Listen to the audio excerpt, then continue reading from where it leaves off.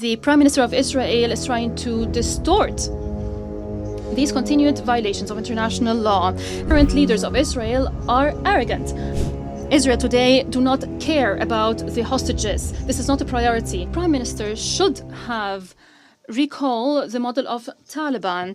They had a political bureau in Doha, and we had a negotiation channel or a communication channel, and this channel led to reaching an agreement on Afghanistan that led to the end of the war after decades. The US have never targeted the negotiators over these years. On the contrary, the world has seen the success of these efforts in cooperation with the United States under the leadership of Donald Trump to end the longest war in the history of the United States in 2020. This is the approach we pursue. This is the approach that the Prime Minister of Israel is trying to distort these continued violations of international law, this behavior that undermine all values, prove only one thing, that the current leaders of Israel are arrogant.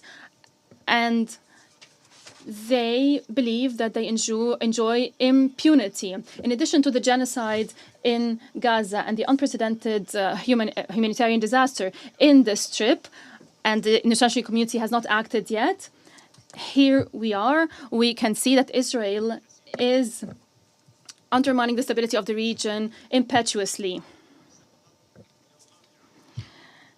Israel is trying to rearrange the region by force. It is using fundamentalist ideas. That is the basis of Israel's behaviors. Israel leaders are declaring that.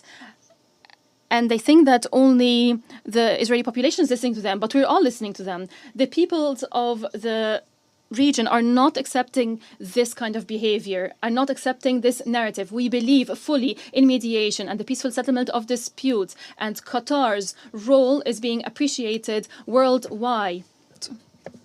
Our efforts has proven that our efforts in cooperation with the United States and Egypt has led tangible results. It led to the release of 148 hostages. It has led to providing humanitarian aid to Gaza. It was a glimmer of hope, a rare glimmer of hope in this Gaza. But attacking our territories while we were busy with negotiations has uncovered the intention of Israel. It is trying to undermine any prospect of peace. It is trying to perpetuate the suffering of the Palestinian people. The Palestinian people is subjected to unimaginable suffering. It also shows that extremists that rule Israel today do not care about the hostages. This is not a priority. Otherwise, how would we justify the timing of this attack? Because the negotiations were looking at the latest US proposal. The negotiating team of Hamas have been getting together to discuss the US proposal, and the attack occurred. Mr. President, I stand before you today and I urge your august council to bear its historic responsibility.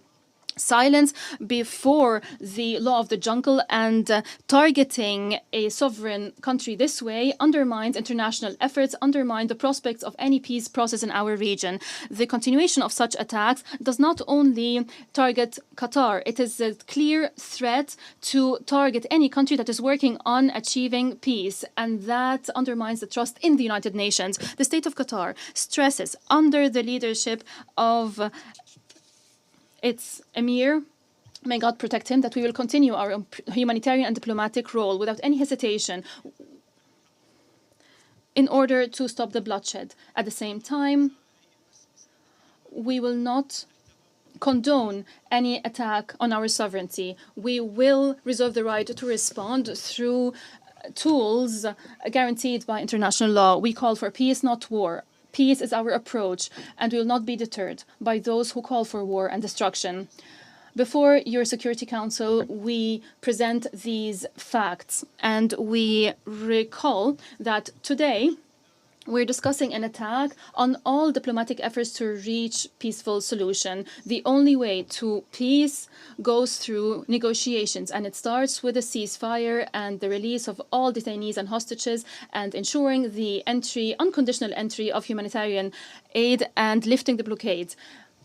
Allow me, on behalf of all peace-loving peoples around the world, I would like to be optimistic. We cannot succumb to extremists. We have to continue to pursue peace through the two-state solutions, through the establishment of the independent Palestinian state, fully sovereign on Palestinian national soil, according to international resolutions. We need two states, two peoples living side by side in peace. This will only be achieved through the adherence of the principles of international law. I thank you. Subscribe to One India and never miss an update. Download the One India app now.